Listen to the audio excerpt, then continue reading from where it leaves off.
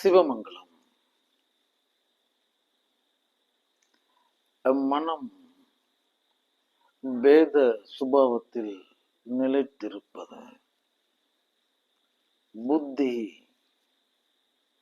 அபேத சுபாவத்தில் நிலை நின்றிருப்பது. மனம் பேதம் அதனுடைய சுபாவமாய் இருக்கிறது. மண்ணெல்லாம் மலர்கள், ஒவ்வொரு மலர்களும் ஒரு விதமான நறுமணத்தில். மல்லிகை மனம் தாமரை மனத்தை விட வேறாய் இருக்கிறது. நறுமணம்தான். ஆமா, இப்படி எல்லாமே அதாவது தனித்தனியான மனத்தை உடையதாக இருக்கிறது. அந்த தனி அப்படின்னு வைக்கப்படும் போது அந்த மனம், அந்த குணபேதம் அப்படின்னா தனி குணம், அது வடிக்கப்பட்டு விடுகிறது. இந்த மனம்தான் பேதத்தில் வைக்கப்பட்டிருக்கிறது. புத்தி எல்லாமே அபேதத்தில் நிர்பேதத்தில் கட்டமைக்கப்பட்டிருக்கிறது. இந்த மனம், தேகம், சுவாசம், மனம், இந்த உடலினுடைய மொத்த அதிகாரத்தின் பெயரால் அது அதன் பெயரால் நிலை நின்றிருப்பது. புத்திங்கிறது அது வெட்ட வெளி சம்பந்தப்பட்டது, அதாவது சித்தம் சம்பந்தப்பட்டது. இது 4 காற்றோடு முடிந்தது மனதினுடைய வாடை. அது கடந்து வெற்றிடம் ஒண்ணு இருக்கு. அந்த வெற்றிடம் தான் நம்மளுடைய புத்தி. அது ஏகம்தான். மெய் புத்தி மெய்யின் பக்கம் அழைத்து செல்லும். அதனுடைய சுபாவம் அபேதம். நம் மனதினுடைய சுபாவம் பேதம்.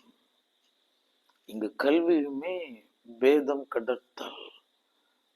பேதம் கடந்து தபோவனம் புகுங்கள் ஞானவான்களே. இந்த பேதமே நம்ம கிடக்கலன்னா மனமும் கிடக்கல, மதமும் கிடக்கல, முடிஞ்சிருச்சு. மனம் அது அங்கு பொறி புலனாதிகள் இந்திரியாதிகள் இடத்துல அது தன் ஆளுமையை செலுத்தி அதன் பெயரால அது பெரிய எல்லை இல்லாத போக வாழ்வில் வாழ்ந்து கொண்டிருக்கிறது. இவனை மனம் சில நிலைப்பாடுகளுக்கு அடிமையாகி இவனை தூய்த்து கொண்டிருக்கிறது.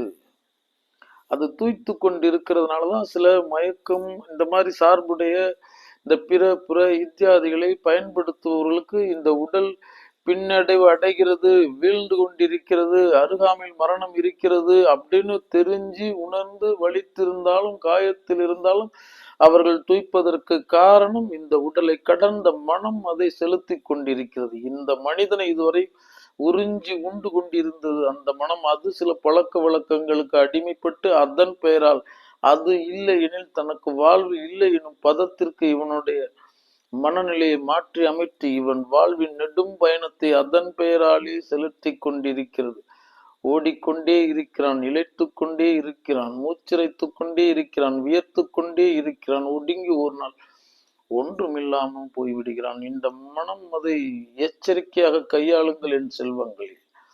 அதனாலதான் நமக்கு புத்திக்கு புரிந்ததுக்கு மனதுக்கு புரியாததுக்கு காரணம் என்னன்னா, மனம் நேரடியா அதுவா இல்லை, அது இந்திரியாதிகளோட அங்கு பிணைந்து கிடக்கிறது.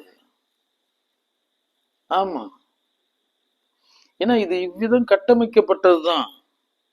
ஒன்று ஏகம் இங்க வருது, அநேகமா மாறுது. அந்த தனித்தன்மையை காட்டுறதுக்காக அவ்வாறு வந்தது. அதனுடைய முகம் வேறு, குரல் வேறு, மனம் வேறு, குணம் வேறு, செயல் வேறு, நிலைப்பாடு வேறு அப்படின்னு இங்கு தனித்தனியா அமைக்கப்பட்டது. இது சிருஷ்டியினுடைய தத்துவ பேதம்.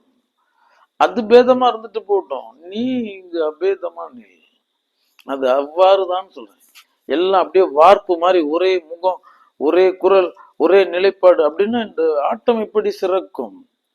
இந்த ஆட்டம் சிறக்கணுங்கிறதுக்காக இங்கு சில பேதங்கள் வைக்கப்பட்டதை தவிர இது நீங்க பேதம் பார்க்கணுங்கிறதுக்கு இல்ல. அதை கடந்து ஒண்ணு இருக்கு. ஒரு உயிர்ங்கிற பெயரால நீங்க எல்லாம் ஒன்று திரண்டு இருக்கின்றீர்கள், நிலை நின்று இருக்கிறீர்கள்.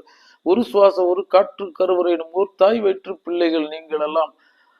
அந்த உயிரின ஒரு ஆதாரத்தில் அங்கு சுவாசத்தின் பெயரால் நிலைநிறுத்தப்பட்டிருப்பவர்கள் நாம. ஒரு உயிர் தாயினுடைய உயிர் உறவுகள் நீங்கள் அப்படின்றது புத்தி உணர்த்துறது. இந்த மனம் அதை ஏத்துக்காது. ஏன்னா அது இவனை தூக்கி வந்திருக்கிறது, இவனை உண்ண வந்திருக்கிறது. அவ்வளவுதான். மனச்சமநிலையுடன் இருந்து இந்த எந்திரத்திற்கு தேவையானதை வழங்கி அவ்விதம் அழைத்து சென்று இருக்க வேண்டும் இந்த பிறவி பெருங்குடல் ஒட்டு மொத்தத்திலும்.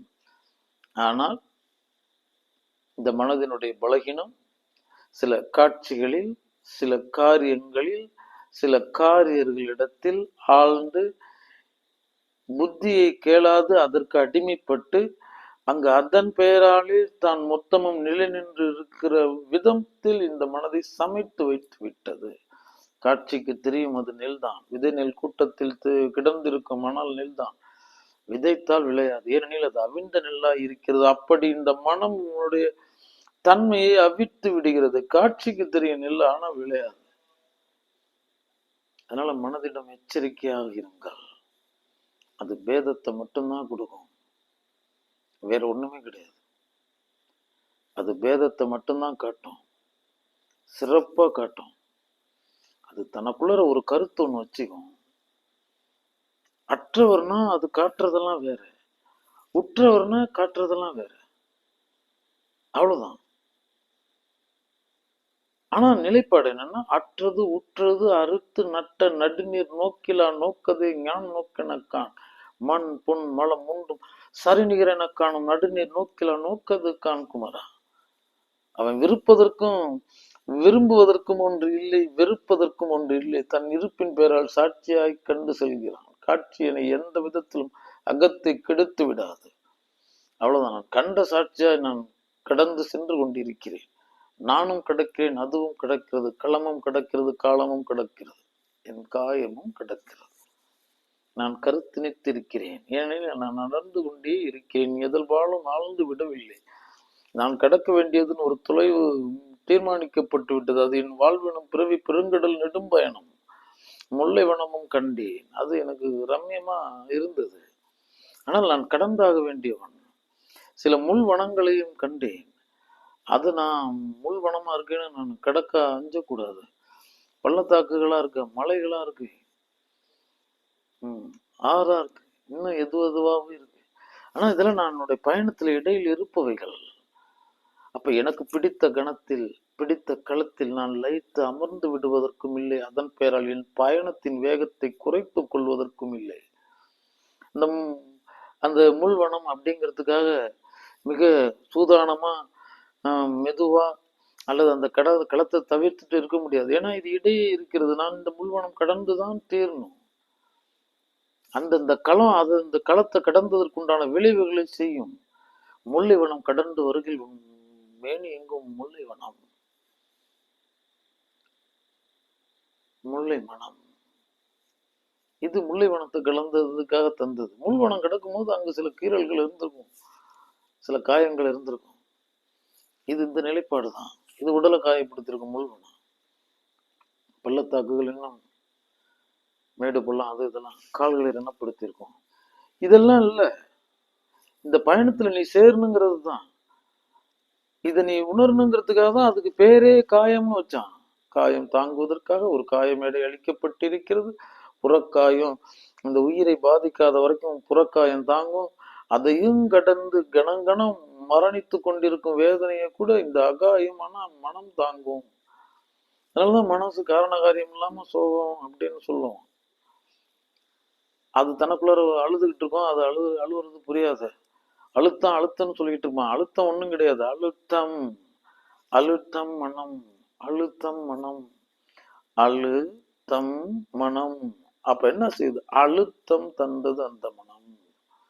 ஒரு அழுகைக்கு ஒரு அழுத்தம். என்ன காரணத்திற்காக அழுது புரிஞ்சிருந்தா புரியும். இது புரியாது. நம்ம எண்ணமிடையே 6 கோடி பேதமான எண்ண கீற்றுகளை உடையது. 6 கோடி பேத எண்ணங்கள். ஒரு எண்ணத்தை நீ சிந்திச்சுக்கிட்டு இருக்க இருக்கு. 6 கோடி இருக்கு. 6 கோடி மாயைகள் தத்தமது பணியை செய்தனங்கிற மாதிரி இது இவ்விதத்தில் இருக்கு. அதனாலதான் இந்த மனிதன் நிலை பெற முடியல. உனக்கு எதிராக அங்க 6 கோடி எண்ண கீற்றுகள் இருக்கு. அதுல ஒன்றை குறைத்துட்டு அந்த ஒன்றுதான் நீன்னு சொல்லு. இப்படி இதனுடைய சுபாவமா இருக்கு. இதெல்லாம் வீரம் கொண்டு வைராக்கியத்தோடு இதெல்லாம் கடந்து அதை வெல்லணும். புத்தி சொல்றத கேட்கணும். ஆமா, அது வரட்டு புத்தி, அவ்வளவுதான். அது அப்படிதான் சொல்லும்.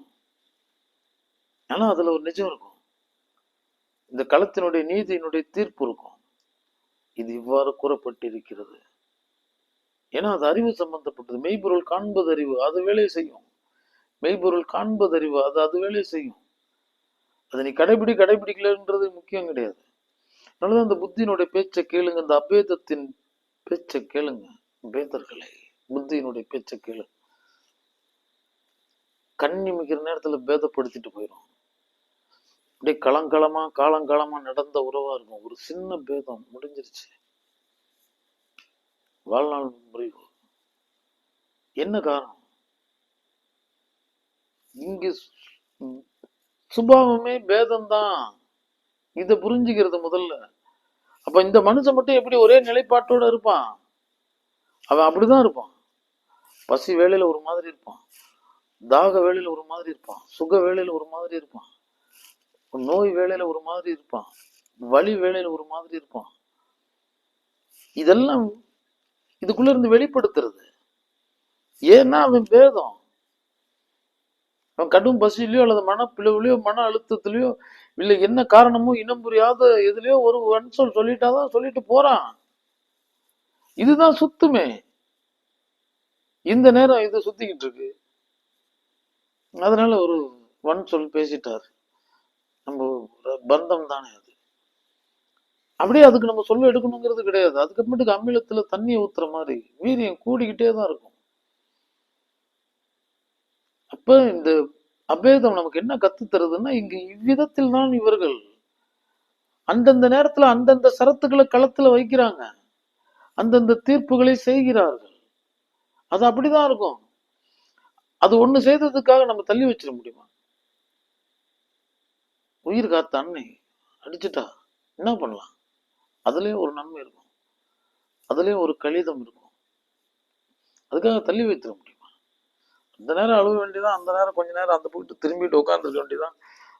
சங்கம் முக்கியமா, சாப்பாடு முக்கியமான அன்னை திருவடியை பற்றி அந்த அன்பு அன்னத்தை உண்ண வேண்டியதுதான். அது அவ்வளவுதான், கடந்து போயிடணும்ல. இதுதான் நிஜம். இந்த சுபாவத்துக்குள்ளார வாங்க. எல்லாருமே நூல் பிடிச்ச மாதிரி எல்லாம் யாரும் இருக்க முடியாது. எல்லாமே பாவப்பட்டவர்கள், பக்குவம் இல்லாதவர்கள், மனச்சமநிலை இதெல்லாம் இந்த உலகத்துக்கு போதிக்கப்படல. உடல் கல்வி, மனக்கல்வி, இந்த வாழ்வியல் கல்வி, இதெல்லாம் தான் பிரதானம். ஒரு மனுஷன் வேற எந்த கல்வி கற்கிறானோ இல்லையோ அவனுக்கு அடிப்படையா தெரிந்திருக்க வேண்டிய கல்வி. ஆமா, இதெல்லாம் இருக்கு. அதானே நிச்சயம். இங்க ஒரு வாழ்வு தானே வாழ வந்திருக்கும், போராட வந்திருக்கும். இது போராட்ட களமா? போராட்ட களம், போராட்ட களத்தில் இருக்கவங்க யார் அவர்கள்? தன்னுடைய மனப்போராட்டத்தை இந்த களம் தண்ணில் வைப்பவர்கள். இங்க போராட்டம் தேவை கிடையாது. இங்க ஒரு செயல் ஆட்டம் தான் தேவை. இங்க ஒரு ஆக்கம் தான் தேவை. இங்க ஒரு படைப்பு தான் தேவை. இங்க ஒரு விதைப்பவன் தான் தேவை. சக ஜீவனுக்கு தன்னால இயன்றத இந்த நேரம் செய்ததை உறுதி செய்தவன் தான் தேவை. சும்மா நம் பாட்டுக்கு பேசிக்கிட்டு இருக்கிறது இல்ல. இங்க ஆக்கத்தின் பெயரால் விழித்திருங்கள், அவ்வளவுதான். அது வேறுன்னு சொல்றேன். அதனால செல்வங்களுக்கு சொல்றது என்னன்னா, மனதிடம் எச்சரிக்கையா இருங்க. அது பேதத்தை மட்டும்தான் சொல்லும். உன்னையவே சந்தேகப்பட சொல்லும், உன் சுற்றி இருக்கிறவங்களையும் சந்தேகப்பட சொல்லும். அதை நான் ஆழ்ந்து குருநாதன் இடத்தில் கேட்டேன். குமரா, அண்டத்தில் உள்ளது பிண்டத்தில், பிண்டத்தில் உள்ளது அண்டத்தில். எவ்வாறு இந்த மனம்னு ஒண்ணு காட்சியிலேயே இல்லையோ, அது வெறும் நறுமணத்தின் பேரால் அது உங்களுடைய விளையாடி கொண்டிருக்கிறதோ, அதே போல இந்த நிலவு வளர்வதும் இல்லை, தேய்வதும் இல்லை குமரா. ஆனால் அங்கு ஒரு ஜாலம் வைக்கப்பட்டிருக்கிறது. அதனால் என்னவோ தெரியவில்லை, அவன் சந்திரனை மனோகாரகன் என்றான். அவன் ஒரு வினாடியில், ஒரு கன நேரத்தில் இருந்தது அடுத்த கணத்தில் இல்லாதவன். தேய்ந்தும் வளர்ந்தும் ஒன்றும் இருப்பவனாய் இருக்கிறான். ஒரு நாள் பெரும் பிரகாசத்தில் இருக்கிறான். இந்த மனிதனையும் பாரு, எதுவுமே இருந்திருக்காது, எல்லாமே இருக்கும். ஆனா திடீர்னு ஒரு பெரிய பூரண சந்திரன் மனநிலை, அப்படியே ஒரு ஆனந்தம். ஆனா எதுவுமே இருந்திருக்காது, சிறப்பா இருந்திருக்கும். அப்படியே திடீர்னு இங்க எல்லாமே இருந்திருக்கும். அது பாட்டுக்கு இருட்டு அடிச்ச மாதிரி அந்த கருஞ்சூரியன் சூழ்ந்திருக்கும் நடு நெஞ்சை. அதுவும் அவருக்கு காரணம் புரியாது. எல்லாமே நல்லா இருக்கும். ஒரு தேடினதெல்லாம் கிட்டி விட்டது. இவர் வெறிகொண்டு அங்கு மேல் நோக்கி சென்று அடைய வேண்டியதெல்லாம் அடைஞ்சிட்டாரு. ஆனாலும் அங்கு ஒரு கருங்குரங்கு அமர்ந்து இருக்கிறது, காரு சத்தம் மட்டும் கேக்குதுங்கிற மாதிரி. அப்ப நம்ம தெரிஞ்சுக்க வேண்டியது என்னன்னா, இப்ப இதை தாண்டி அங்க ஒரு சுழற்சி இருக்கு, அதனுடைய பிரதிபிம்பமா இது காட்டப்பட்டிருக்கிறது. அப்போ நீ அப்படிதான் சொல்றேன். அதனால நீ பாட்டுக்கு உன்னுடைய இந்த தீர்மானத்தை கருதி, இந்த மன நேரம், இந்த நேரத்தை இருப்ப கருதி அதன் பேரால அதுதான் உன்னுடைய சுபாவம் நினைச்சுக்கிட்டு இருக்காது. உன்னுடைய குண ஓட்டத்தை சாட்சியாக சதா சர்வ காலமும் கண்டு கொண்டிருக்கும் ஒரு புத்தி வடிவிலனை அமர்த்தி விடுக்குமாறா நீ அவனை கேள்வி கேட்க வேண்டியதில்லை. நான் அவனை பார்த்துக்கிட்டு இருக்கேன் மட்டும் இந்த மனதிடம் நீ சொல்லிக்கிட்டு இருந்தா போதும். அந்த எண்ண கீட்டுகள் எப்பா இங்க ஒரு வாயிற்காவலாளி வந்து விட்டார், சதா சர்வ காலமும் சிவப்பரம்பொருள் உண்ணாது உறங்காது இரு உத்தமனின் பெயரால் வந்த இவன் இங்கு விழித்து உன்னை கண்டுகொண்டே இருக்கிறான். அவன் உன்னை கேள்வியும் கேட்க மாட்டான், கருத்தும் தெரிவிக்க மாட்டான். முடிஞ்சிருச்சு, இவ்வளவுதான். பாரு. ஆமா, நம்ம குளற கள்ளப்பூனை ஒண்ணு இருக்கு, சும்மா நம்ம பாட்டுக்கு நடிச்சுக்கிட்டு இருக்கிறதெல்லாம் கிடையாது. ஆமா, அதை பார்க்க ஆரம்பிச்சிட்டோம் அப்படின்னா, கண்காணி ஒருத்தர் இருக்காரு அப்படின்னா செயலுக்குள்ள ஒரு ஒழுங்கும் ஒரு சீர்தன்மையும் வரும். இவ்வளவுதான், முதல்ல அதுதான். அந்த மாட்டை அங்கதான் பிடிக்கணும். உன்னுடைய அந்த எண்ண கீற்றுகளை, செயலை, அதெல்லாம் 100% பார்த்து கொண்டே இருங்கள். சத்தியம் சொல்கிறேன் செல்வங்களே. அப்ப இதை நீங்க பார்த்துக்கிட்டு இருக்கும் பொழுது அது ஒரு இயலில் ஒடுங்க தொடங்கிவிடும். காணாது இருந்தப்ப நம்மளுடைய சுதந்திரம் வேற, ஒருத்தர் காண்றாரும் போது அது ஒரு குறைந்தபட்ச முகமூடியை போட்டுக்கொள்ளும். மனிதம் எப்பொழுது, மனம் எப்பொழுது அது சார்ந்து இங்கு நாம் கண்காணிக்கப்படுகிறோம் அப்படின்ற ஒரு உணர்வு ஊட்டப்படும் பொழுது அது தன்னுடைய பயணத்தில் சிறுக சிறுக சில நெறிமுறைகளையும் சீர்திருத்தங்களையும் செய்கிறது. செல்லும் அளவு செலுத்துமின் சிந்தையை அவ்விதத்தில் அது தன்னை மெருகேற்றுக் கொள்கிறது. ஒரு நாள் அங்கு பேதவனம் கடந்து விடுகிறது, அபேத நிலை எய்து விடுகிறது. ஆனா அது எய்துவதற்கு இந்த புத்திங்கிற ஒரு கண்காணி பார்த்துக்கிட்டே இருக்கணும். அவர் பார்த்துக்கிட்டே இருக்கணும். பார்த்துக்கிட்டே இருந்தாதான் அடுத்த நிலைக்கு செல்ல முடியும். அதனால இந்த மனதை அதை அப்படி கொஞ்சம் பார்த்துக்கிட்டே இருங்க. அது பேதப்படுத்திடும், யாரையுமே பேதப்படுத்திடும். ஆமா ஆமா ஆமா, மன உரைப்பு ஏறிடுச்சு அப்படின்னா எதையும் மறுக்கும், தன்னையும் மறுக்கும், தன்னையும் அழிக்கும். அந்த மாதிரி சுபாவம் முடியாது. அது அதுக்கு அவ்வளவு மரியாதை கொடுத்தா போதும். மலருக்கு மனமும் மனிதனுக்கு மனமும் நேரொற்றுதனக்கான், இரண்டிற்கும் மூலம் இல்லை, உபமூலத்தோடு இருப்பது மூலத்தை பாதிக்கிறது. நறு மனத்திற்காக மலர்கள் பறிக்கப்படுகின்றன, நரன் மனத்திற்காக அங்கு மனிதன் வீழ்த்தப்பட்டு கொண்டிருக்கிறான். ஆமா, ஆனா மூலப்பொருள் உயிர் இருந்தால் மனம், மலர் இருந்தால் நறுமணம். இரண்டாவது பொருளான மூலத்தை அகற்றி விடுகிறது. அதனால விழிப்புணர்வுடன் இருங்கள் என் செல்வங்களே. நம்ம மனம் பேதப்படுத்திக்கிட்டே தான் இருக்கும். ஆமா, அது பசிக்கிற வரைக்கும் ஒன்று சொல்லும், கடும் பசியா இருக்கிற வரைக்கும் ஒன்று சொல்லும். 3 நேரம் உண்ணல, ஆமா, அது பட்டு கடும் பசியில இருக்கு. அப்ப அந்த மனம் என்ன பண்ணும் அப்படின்னா அதுக்கு மூல பிரச்சனை வந்துடுதுல. ஏன்னா அவர் சொகுசாவே இருந்தவர்ல, அப்படி அந்த நிலைப்பாட்டுல அப்படியே பழகினவர்ல. அதனால எனக்கு உணவு தந்தா போதும், உணவே என் உயிர் மூச்சுன்னு வரும், உண்ண தொடங்கும். அந்த அரை வயிறு நிறைகிற வரைக்கும் உண்ணும். அது வரைக்கும் அந்த அப்படியே உண்டு அரை வயிறு நிறைந்ததுக்கு அப்புறமேட்டுக்கு அப்படி லேசா தன்னை காட்டுவார், ஏதோ ஒரு குறை இருக்கிறது அப்படின்னு தொடங்கிட்டு எந்திரிக்கும் பொழுது மனசார நல்லா இல்லைன்னு சொல்லிட்டு எந்திரிச்சிருவார். இது நமக்கு ஒரு உயிர் ஆதாரமா, உண்டி கொடுத்தோரை உயிர் கொடுத்தோரைன்னு தமிழ் வேதம் சொல்லுது. அந்த நியதியின் பேராலையாவது இதை நம்ம போட்டு இருக்கணுமா இல்லையா? ஆம் செல்வங்களே. அதனால மனதிற்கு அளவா முக்கியத்துவம் கொடுங்க. அதுல ஆழ்ந்தீங்க அப்படின்னா பேதத்துல கொண்டு போய் விட்டுடும். எப்பொழுதுமே உங்கள் மெய்யறிவின் பக்கத்தை, மெய்யறிவை பிடித்து கொள்ளுங்கள். அதனுடைய வழிகாட்டுதலின் பேராலே செல்லுங்கள். அது உன்னுடைய மனப்பிரதேசம் மொத்தத்தையும் வெளிச்சம் போட்டு காட்டிருமான்னா காட்டாது. ஆனா நீ கடக்க வேண்டிய பாதையை அந்த காட்டும். அப்ப நீ அதை காட்டிக்கிட்டே பயணிச்சுக்கிட்டே இருக்கணும். அப்படின்னா அணுவா ஒவ்வொரு அடியிலும் அந்த புத்தியினுடைய அந்த புத்தி புகுத்தின வண்ணமே பயணித்து கொண்டிருக்க வேண்டும். மறந்து விடாதீர்கள் செல்வங்களே, இது இவ்விதத்தில் கட்டமைக்கப்பட்டிருக்கிறது. சும்மா நம்ம எல்லாத்துக்கும் முக்கியத்துவம் கொடுத்துடக்கூடாது, எல்லா கேள்விகளுக்கும் பதில் சொல்லிட்டு இருக்க கூடாது. ரோட்ல போறவங்களுக்கு எவ்வளவோ சகஜங்கள், எவ்வளவோ சில முரணர்கள் இப்படிலாம் ஏற்படுது, விளக்கம் கொடுத்துக்கிட்டு இருக்க முடியுதா? ஏன்னா நமக்கு பின்னாடி பெரிய கூட்டம் வந்துகிட்டு இருக்கு. அதே மாதிரிதான் நீ இந்த இயற்கையின் பெயரால அழைத்து செல்லப்பட்டு கொண்டிருக்கிறாய். இதுக்கெல்லாம் நீங்க விளக்கம் தர வேண்டியது இல்லை. உங்களுடைய பயணம் சார்ந்தவர்கள், சார்புடையவர்கள், அவ்வளவுதான். மற்றவர்கள் பற்றின அதுல ஆழ்ந்து போறது அப்படின்னா உனக்குள்ள ஒரு மன போராட்டத்தை தந்துடும். அவ்வளவுதான், அவனை பகையாளி ஆக்கிரும். அவன் என்ன மனநிலையில இருந்தானா புள்ள தெரியல அப்படின்னு நம்ம பாட்டு கண்டும் காணாம போயிட்டு நம்ம வேலையை பார்க்கணும். யாரையுமே எதிராக மனமுறிவு செஞ்சிடக்கூடாது. வினைக்கு வினை எதிர்வினை ஆக்கிட்டு நம்ம பாட்டுக்கு போய்கிட்டு இருக்கக்கூடாது. ஏன்னா இங்க எல்லாமே விதைச்சா விளையும். மண்ணில் விதைக்கும் விதைகள் கூட நீங்கள் விளையாமல் போவதுண்டு குமரா. ஆனால் நீ எண்ணத்தில் விதைத்தது அனைத்தும் விளைகிறதாம். ஒன்று விதைத்தால் அது ஒரு 100ஆய் நன்றாயினும் தீதாயினும் தந்தே தீரும். அங்கு கணக்குக்கு ஆள் இல்லை என்பதால் அப்படியே முற்பகல் பிற்பகல்னு இங்கு கட்டமைக்கப்பட்டிருக்கிறது. கண்குமரா, எச்சரிக்கையா இருங்கள் மனதோடு. மனச்செம்மைதான் கல்வி. மனச்செம்மைக்கு மெய்யறிவு மட்டும்தான் அங்கு ஒளிப்பேழையா இருந்து அழைத்து செல்லும். நாம் செல்வங்களே, 100% பேதம் தவிர்த்து வை. இதை நீ போதித்துக்கிட்டே இரு. உனக்குள்ள ஒரு மழலை இருக்கு, அது கேட்கும். அது கேட்கறதே புரியாது, சிரிச்சுக்கிட்டே விளாண்டுக்கிட்டே இருக்கும். அது கடினமா ஏதாவது சில விகாரங்களை நினைச்சிருச்சு, வந்துருச்சு, போயிருச்சுங்கிறதுக்காக அதை அச்சோன்னுலாம் பார்த்துக்கிட்டு இருக்காது. அதையும் சாட்சியா பாருங்க. எந்த சலனமும் இல்லாம பாருங்க. மெய் அறிவு காண்றதா காணுங்க. எல்லாம் உள்வாங்கும். மனம் எனும் பேதம் கடந்து அங்கு புத்தி எனும் அபேதத்திற்கு வாருங்கள். சிவமங்கலம்.